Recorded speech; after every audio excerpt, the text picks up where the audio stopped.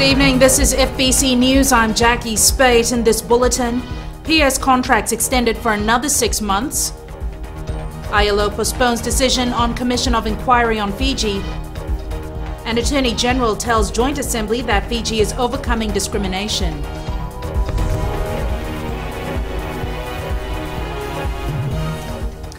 The Public Service Commission has agreed to extend the contracts of permanent secretaries for another 6 months. The extension was decided at the Commission's first meeting in Suva today. Akosita Tale reports. After 4 hours of discussions, the Commission has agreed to extend the contracts of permanent secretaries that expire at the end of the month. So what we have decided to do is to possibly extend the contract for further 6 months. But on the strict understanding that between now and the end of this year, we will have recruited all the people that we want for the various jobs. So and it will be a very transparent, very above board process. PSC Chairman Vishnu Mohan says their main goals is to help the government get the right people for the job, and they need time. We are already in the middle of June, so and then you know the time it takes, the process to advertise, then to allow time for people to apply, then go through a screening process, shortlist, and then do the interviews. The Commission has newly appointed members from various backgrounds, and Mohan says they're all willing to contribute to the civil service. We all have got our own jobs, day jobs. You know, what we are trying to do here is to help the government to raise the bar, the public sector. How do you make the public sector here efficient, focused, robust? I think that's what will eventually contribute to the economic growth of the country. That's the focus. The next meeting is expected to be held in 6 weeks' time. Akosita Tale, FBC News. The International Labour Organization will decide in November whether to call a commission of inquiry into workers' rights in Fiji. The Parliamentary Committee on Justice, Law and Human Rights has been informed that the ILO governing body will take into consideration recent developments to amend the Employment Relations Promulgation. Edwin on reports. Elaine Pelsi, a senior international labour standards and labour law specialist, says if it comes to pass, the Commission of Inquiry will come to Fiji to assess the situation and make recommendations. In this case, the recommendations of the Commission of Inquiry under that procedure are binding on the country. So the country has no choice, but, well, it has only one choice, is either to apply the recommendation of the Commission of Inquiry or to challenge them before the International Court of Justice. In March, the ILO had requested the government, workers' representatives and the employers' representatives to file a joint implementation report on freedom of association. However, on June 2nd, the government and the Fiji Commerce and Employers Federation filed one report, while the Fiji Trade Union Congress filed separately. Elaine Pelsi presented the ILO's views on amendments to the Employment Relations Promulgation. He says having both trade unions and bargaining units can be detrimental. The ILO has commended numerous forward-looking provisions and amendments. However, it doesn't agree with the classification of some essential services. This goes also for the financial, all the aspects of financial industry. I mean, the banks are not considered as essential services. Telecommunications also, in general, cannot be considered as essential services. So there's a very restrictive approach. The International Labour Organization says essential services should only apply where any interruption would endanger life, health and the safety of people. Edwin Nand, FBC News. Questions sent to the Ministry for Labour are yet to be responded to. Attorney General Said Qayyum has reminded ACP-EU members that a country can only build economic confidence through participatory democracy if it moves away from discrimination. Said Qayyum made the statement at the ACP-EU Joint Parliamentary Assembly in Suva today. Ali Kimbia has more. In his presentation on economic confidence in the Pacific, the Attorney General Said Qayyum said certain growth can only be achieved if all forms of discrimination are abolished. People will not participate in the public space if they believe, for example, that they come from a minority group, whether it's based on sexual orientation, whether it's based on religion, gender, ethnicity. if they know that the numbers are small, they will feel that they cannot participate equally in the public space. Said Kayum revealed that Fiji is slowly overcoming issues relating to discrimination, and this has led to private sector confidence in investment in the economy. If they are, for example, going to tender for a particular project, the government that's elected, in fact, has been elected on the basis of policies. They're not elected because of their one particular ethnic group or religious group or particular political proclivity based on any form of communal identification. So it creates a huge level of confidence.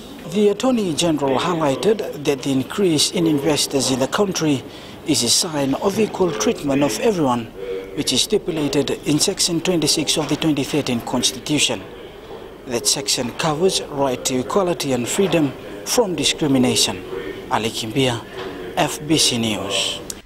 The ACP-EU Joint Parliamentary Assembly concluded today with the re-election of its co-presidents Louis Michel and Fitz-Jackson. The Assembly also adopted a number of resolutions lobbying strongly for the effective conclusion of a development-friendly economic partnership agreement between the EU and the Pacific Island states. Maggie Boyle reports. 9 days of meetings and up to 300 delegates representing the African, Caribbean and Pacific and European states from their vast and distinctive parliaments coming to a close.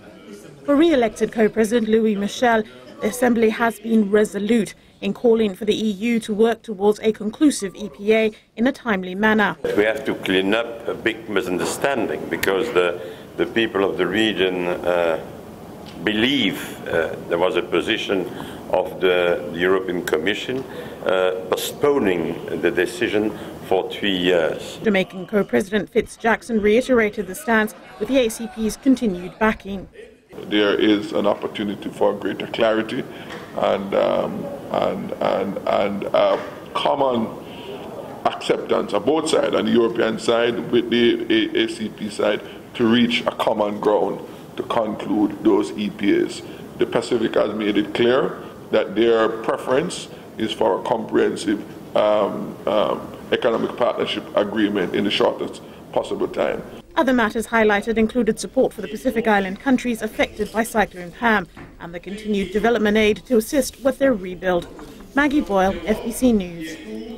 A new European Union office has officially been opened in Suva to serve Fiji and the Pacific region. The new headquarters is expected to reinforce the strength of EU's relationship with Pacific nations. Akusita Tale was at the opening last night.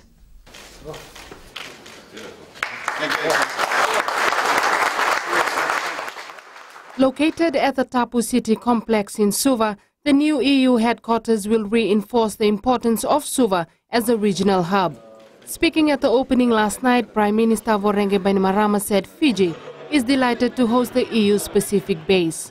At an operational level, I'm told that this new office will enable the EU to better facilitate its projects throughout the region and continue the great work that you have always done. The EU's Visiting Commissioner for International Cooperation and Development, Neven Mimica, says the Pacific and the EU need each other. These are in terms of development, trade and climate change. You have the ability to inspire others to action by putting forward your contributions as soon as possible. Timely communication of parties' intention in terms of their efforts to reduce emissions is critical to ensure that the meeting in Paris will deliver sustainable outcome.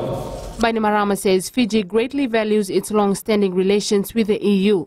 This dates back to 1975 with the establishment of Fiji's diplomatic mission in Brussels. The new office will enable the EU to better facilitate its projects throughout the region. Akusita Tale, FBC News. Still to come on FBC News, Kava powder and Kava capsules launched at Tourism Expo.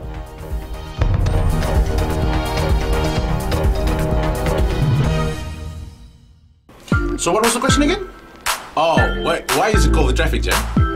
Well, you know, the reason is it's because I have two really cool cars. Seriously cool cars. And I love drifting, racing, because I am fast and slick. And plus, I like to create a bit of traffic jam myself with a whole lot of great music. Bulumnaka, my name is Real, your host and DJ, right here on the Today FM Traffic Jam every weekday from 3 p.m. to 7. Right here on Today FM, today's hit music.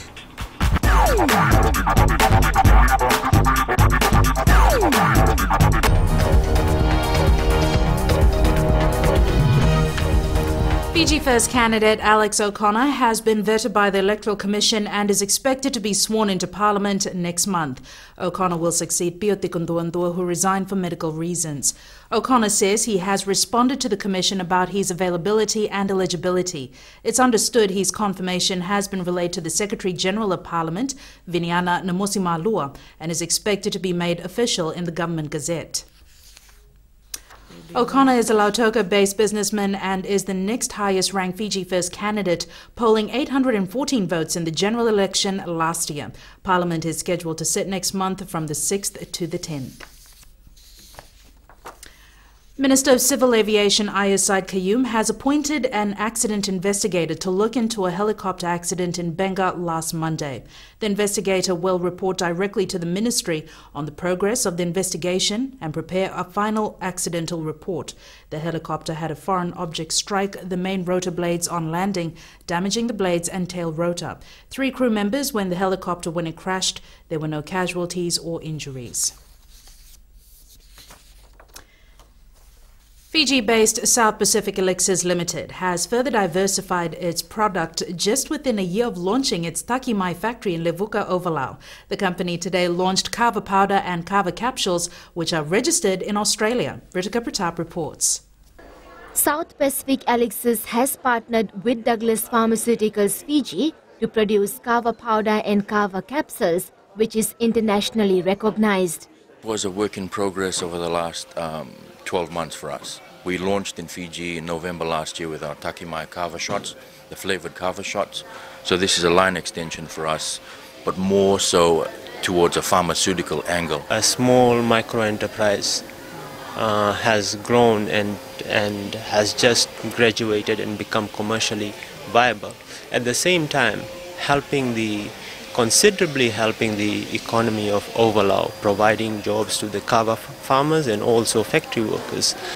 Zain Yoshida says they are setting up a benchmark for where Kava needs to be as an industry in Fiji and the South Pacific. Douglas Pharmaceuticals, which has been operating in Fiji from 2001, says their focus is to work with local investors, specifically to support developed markets on products based on natural origin. I'm very proud that these products, when they are even marketed under Takimai label, still the value-added activities are happening at Douglas. The Kava powder and Kava capsules are legally registered and meet the pharmaceutical standard for the export market. The products available for distribution locally, but the main target markets are Australia, New Zealand, US and eventually into Asia and the Europe market. Ritika Pratap, FBC News. The 29th session of the ACP-EU Joint Parliamentary Assembly ended today, and delegates are starting to leave for their home countries. The meeting of about 350 delegates from Africa, Caribbean, the Pacific and Europe is one of the largest Suva has hosted in a long time. Chanel Sivan tells us what it takes to host an event of this magnitude. The Grand Pacific Hotel has been a hive of activities for the past 2 weeks as delegates met from early in the morning to late at night.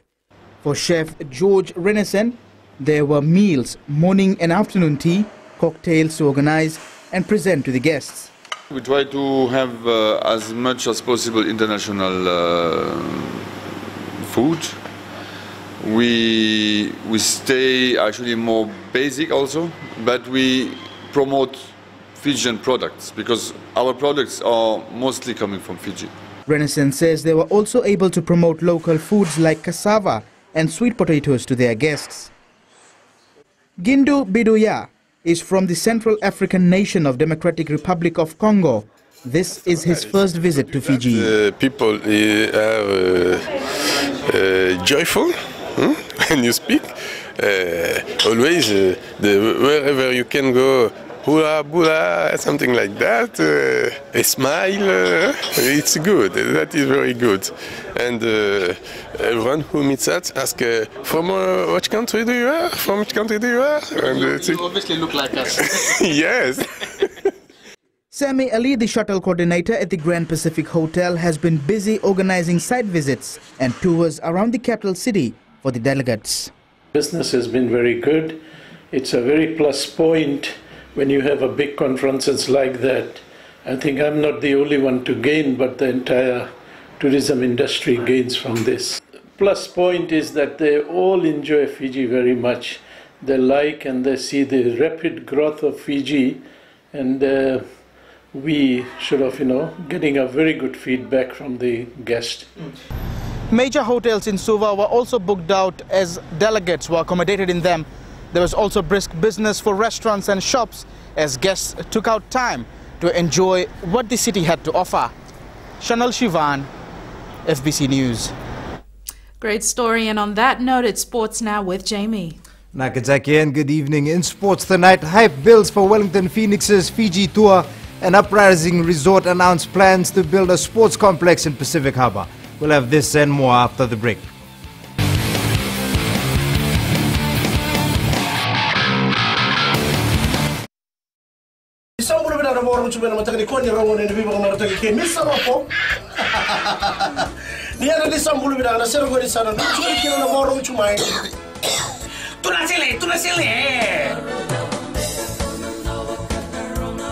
Nisambula, oyo Mr. Ben.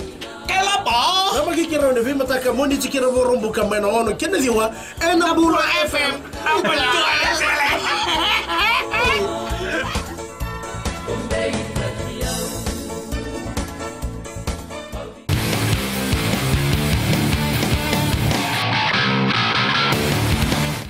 The majority of players named in the Vodafone Flying Fijians extended squad have been keeping themselves busy in training centres around the country before heading into camp next month. Coach John McKee is monitoring their progress closely and looks forward to have the remainder of his squad in the country by next week. Chale Ndadakadaka has more. Of the 45 overseas-based players named in the Flying Fijians extended squad last week, 12 have yet to arrive into the country. Coach John McKee is not too concerned as he has bigger things on his mind in ensuring the players are keeping themselves in top shape for the first team camp in 2 weeks' time. Quite a few of them are doing some training through the licensed training centres here in Suva and in Singatoka and over in the west. Really, when we come into camp on July the 1st, on the first day, there'll be a lot of focus on fitness testing to get a full picture on exactly where everyone's at. This will be McKee's second involvement in a World Cup after serving as a technical director for Tonga in 2011. Having been to Rugby World Cup before, I think it really helps around the program this time and in all my planning and really the detail and what we'll do in our whole build-up. That knowledge is a great advantage to us going forward. But it's another campaign. It's a different team, different squads. McKee's World Cup preparations will begin to take shape from next week when the remaining players are expected to be in the country. The public will get their first glance of the players that could compete in the World Cup when the squad assembles for the first team camp on the 1st of July. Talento Kava, FBC Sports. Fiji Airways today signed on as the official airline of the Fiji International Golf Tournament in a 3-year sponsorship deal. The new partnership between Fiji's national airline and the Fiji International was announced at the 2015 Fiji Tourism Expo in Nadi today. Fiji Airways Executive General Manager for Sales and Marketing says they're delighted to be part of the international tournament.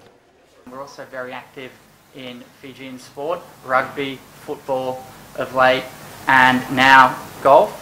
So this is important for us for our home, but we are able to support our home, and our home supports us. So we look forward to welcoming visitors from all over the world. The Fiji International Golf Tournament will be held from October 15th to the 18th at Natandola. The Wellington Phoenix football side arrived next week to play 2 friendly matches against the Vodafone Fiji national team. It's been some time since the top professional club has visited Fiji, and fans can expect some quality football from both sides. Rohit Deo has more. Block the defence. Chance now, Krishna! Roy Krishna!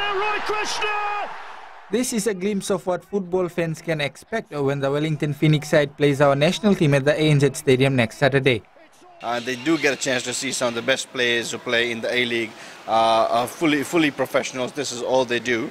It's a chance for them to see them in Suva and of course in Ba. There will be a curtain raiser in which the Vodafone Fiji under-23 side will play the Wellington Phoenix Academy team. This will be a good chance for the national juniors to get international exposure just before the Pacific Games. The national under-23 team, which played the Phoenix Premiers in those two games, they actually then head off to Papua New Guinea to play in the Pacific Games. So this actually serves as quite a nice build-up to that team on their way to, of course, in the hopes of attaining glory in Papua New Guinea. The Phoenix will also be visiting villages and schools during their tour. On Friday, the day before the game, they actually stop over at Namatukula village and have a bit of fun with the kids there. And then on the Monday, they'll be out here in the Western Nandi over at some schools, and the players sharing their soccer, sort of football knowledge and skills and expertise. The first match will be played next Saturday in Suva, while the return leg takes place on the following Tuesday at Govind Park in Ba. We could be in for a great football match which we have been waiting for so long. Rohit Deo, FBC Sports. The Uprising Beach Resort will be investing in an upgrade of its international-sized rugby field to a complex that will cater for a number of sports. General Manager James Pridgen says the initiative is aimed at boosting Fiji's image for international teams. Putting in a 400 square meter high-performance gym, 25-meter lap pool, a multi-purpose court to cater to basketball, netball. We don't want to just single ourselves out as being a destination for sports where you go to go and play rugby. We'd like to embrace everything. Pridgen adds they will be upgrading the resort as well by building another 12 rooms for the sporting complex. The Nandi Jet Runners Club is pleased that one of its runners has made the Team Fiji squad to the Pacific Games. Avikas Lal, who will represent the country in the 5, 10 and 21-kilometer races at the regional meet, started his career from the Nandi-based club. The club hopes that Lal will return with some medals. Just at the age of 19, he has done wonders. I think he has won the gold medal in the Oceania Cross Country Championship, and recently he represented Fiji in a World Cross Country Championship. Going to the Pacific Games, I think he is a medal prospect. The Pacific Games will be held from the 4th to the 18th of next month in Papua New Guinea. That was your sports for this evening. It's back to Jackie now.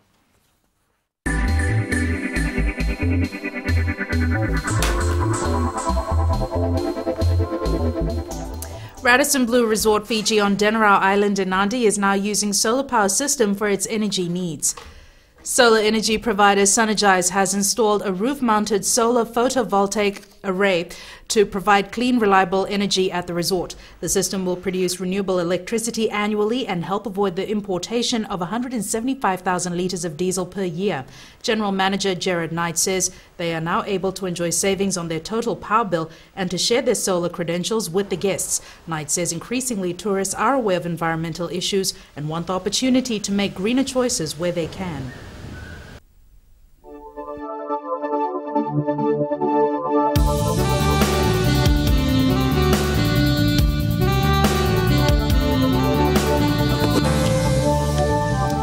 Some showers were experienced over the interior and eastern parts of the larger islands today, whereas fine weather apart from isolated afternoon or evening showers prevailed elsewhere.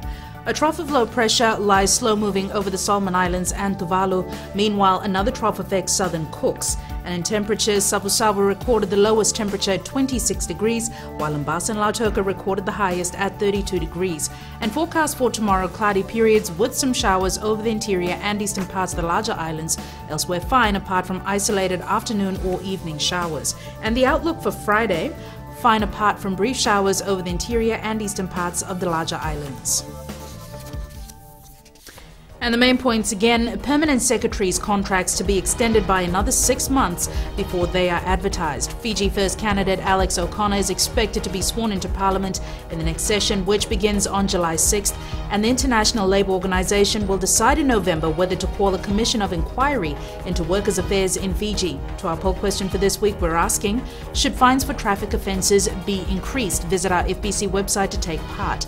Remember, you can send us newsworthy pictures and videos on email citizenseyes@fbc.com.fj or share them with us via Facebook page FBC News. And if you're on Twitter, follow and tweet us your news tips at FBC_news or simply #FBC News. You've been watching FBC News. I'm Jackie Spade. Good night.